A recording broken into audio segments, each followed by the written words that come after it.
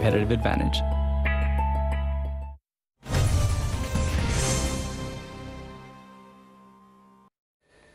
This is AM Agenda. Thanks for your company. With me now, Parliamentary Secretary to the Prime Minister, Alan Tudge, and the Shadow Parliamentary Secretary for Foreign Affairs and Trade, Matt Thistlethwaite. Gentlemen, good morning to you. Alan Tudge, first you heard what Don Rothwell had to say. If our government has paid people smugglers to return a boat, we've engaged in people smuggling, in his view. Well, this is an allegation at the moment which is unfounded. There's no proof, and we will not be commenting on operational matters.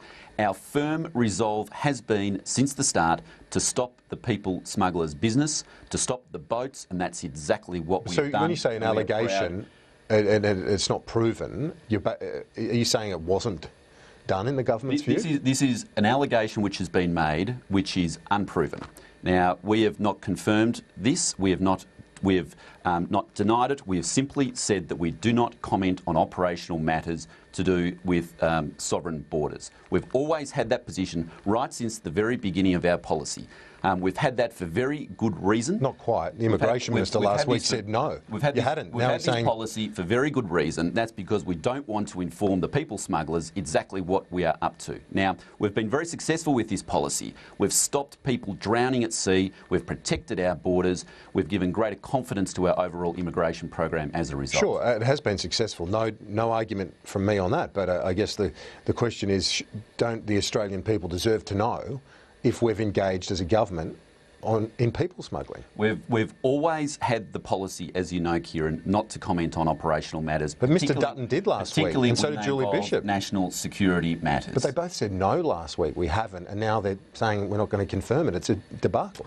Well, right since the very beginning, as you know, when Operation Sovereign Borders began, about 18 months ago now, every single day the media was complaining because Scott Morrison was not providing detailed information about what we were doing. But now it looks ridiculous. The fact of the matter is that the system is working. Now, the alternative is Labor's system. It might be working, but the point is we could have breached international law, according to what Don Rothwell said.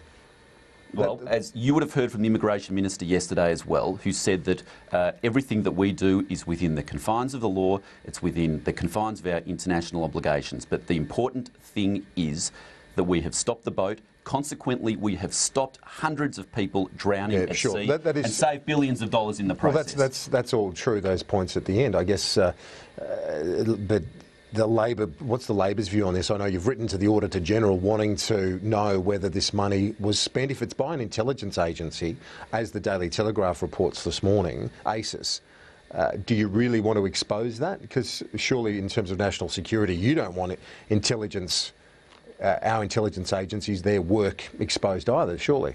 Well, the Australian public have a right to know, Kieran, and that's why Labor's written to the Auditor General to ask him to investigate whether or not these payments have occurred. But the Prime Minister can put this to bed today by simply coming out and saying yes or no whether these payments have occurred. Last week, as you said, we had the Immigration Minister, the Foreign Minister categorically deny that these payments were being made. The Prime Minister's left it up in the air. The Australian people deserve to know whether or not the Australian government is paying people who are committing very, very serious crimes under Australian law and, as your previous guest said, under international law. It's not that easy, though, is it? If it's ASIS, our foreign intelligence service, that's done it. If it's an ASIS officer with cash handing it over, how can Tony Abbott come out and confirm that? They'd never do that. Well, it doesn't really matter who it is. It's a question of whether or not the payments occurred. Then Australians can make a judgment on whether or not it's appropriate to do so. What's important initially is that the information is disclosed to the Australian public, and it's not unreasonable for taxpayers to be able to get some certainty and some disclosure on these issues. The other point to make... The Prime Minister keeps saying, and as does Alan Tudge this morning, and it's accurate, that it has proven effective, that the policy, that's what they say is the bottom line. Do you think that is going to be a potent message to the electorate, given that proved pretty popular in terms of the last election, that promise, and now they've delivered it? We've always said that the deterrence value in the policy is in the regional resettlement arrangement. That's the element that's proved effective. But the question the Prime Minister needs to answer is whether or not this is the reason that the so-called on-water operations are kept so secret. Is it because they're paying people smugglers to turn around and go back? That's the question that the Prime Minister needs to answer. The Australian public have the right to know if this is the reason why this element of the policy has been kept so secretive. I'll tell you what we do know. There was 50,000 payments made under your watch, which you facilitated, each of about $10,000. Not by the government. So about $500 million passed hands to the people smugglers. But not taxpayer funds. No, but because of the policies which Labor put in place, which facilitated the people smuggling business. That's what we do know. And the concern here, and you even hear from Mr Thistlethwaite's answers now, is that they will return to those policies. But if you facilitated the people smugglers' business, you say you're breaking their business model, but is it because you're creating another business model by handing out cash? That, again, it's an allegation and we're not going to comment on operational matters. The fact of the matter is that the people smugglers' business is broken now. It is no longer coming to Australia. We have been very successful at this, and you even hear from Matt Thistlethwaite now that they won't commit to our policies. They won't commit to the continuation of our very successful border protection policies. So should they be elected, the chances are that the boats will just start to come again. Well, that's your response to that, Matt Thistlethwaite. Well, if the policies that the government has in place are such that they're paying people smugglers, and as your previous guest has said, potentially complicit in breaking international law, then Labor's got every right to ask questions on behalf of the Australian public about these payments being made. And the Prime Minister really does need to come out today in the Parliament, the measure and the forum for accountability to the Australian people, and just tell us whether or not, no riddles, no rhetoric, no more, just tell us yes or no, have these payments being made. Are you encouraged by this Fairfax Ipsos poll out today that shows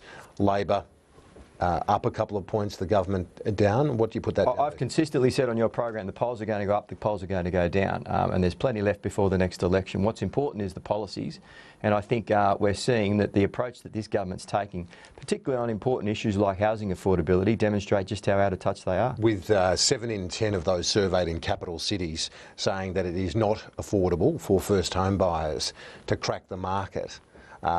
Is this a reflection, do you think, of some reaction to Joe Hockey's comments last week? This particular poll is one poll. There'll be another poll tomorrow, Kieran. Yes, you'd like to see the polls up rather than down, but at the end of the day, we're absolutely focused at the task ahead. And this week particularly, we're focused on getting our small business package through the Parliament because it provides enormous tax breaks for millions of small businesses around the country, which will turbo boost that sector.